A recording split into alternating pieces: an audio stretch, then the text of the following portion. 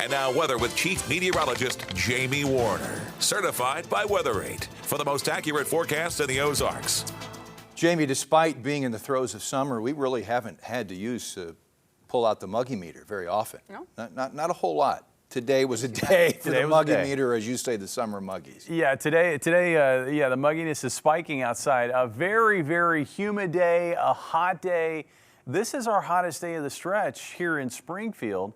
One thing that kind of saved us a little bit were waves of clouds. We're looking at partly sunny conditions right now, and that's helped to keep temperatures at least more in check. Highest I've seen so far in Springfield, 95 today, and at that point we were looking at heat indices just on the other side of 100 degrees. Radar right now looks pretty quiet across the area. We did see a wave of morning thunderstorms hitting areas, especially around Vienna and Rolla and north.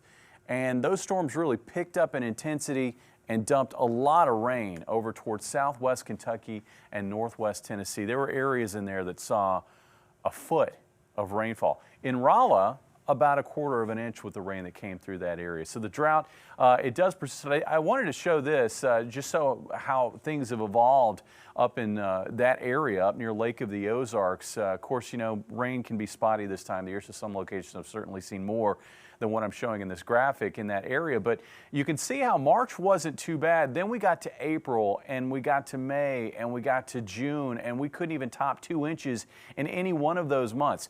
This month of July, here over the last week, we have seen waves of wet weather. That's certainly helping out with the drought that is ongoing, particularly up towards central Missouri. And it looks like we've got a shot at some additional rain overnight tonight and into maybe the Friday morning time frame. Right now, we're just again looking at some waves of clouds moving across the area. We've still got a frontal boundary draped from west to east through the area.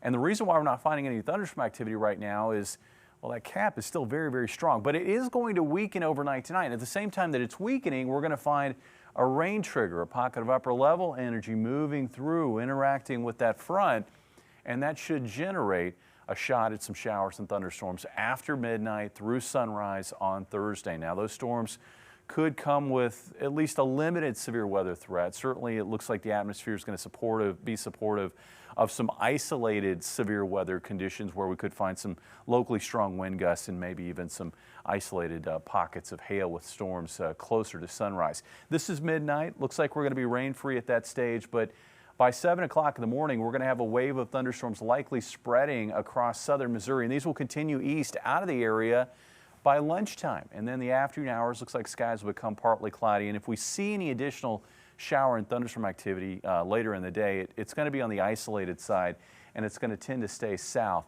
of Highway 60. Rainfall totals, I would guess that some areas could top 1 inch with the storms that come through overnight tonight. But again, that's going to be focused, I think, over southern Missouri.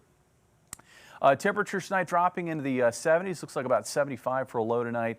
Temperatures tomorrow will be hot. It will be humid again. Highs likely in the upper 80s and low 90s. I think about 91 in Springfield. We've got one last wave of wet weather that will swing through, I think, Friday morning, maybe into the early afternoon time frame. Now, I don't expect a lot of thunderstorm activity with this wave, and it looks like the cloud cover that will linger throughout a lot of the day on Friday is going to make for a mild day for July. We're talking highs in the upper 70s and low 80s on that day. And then a great start to our weekend. Low humidity, morning low of 60 and a high of 86 on Saturday.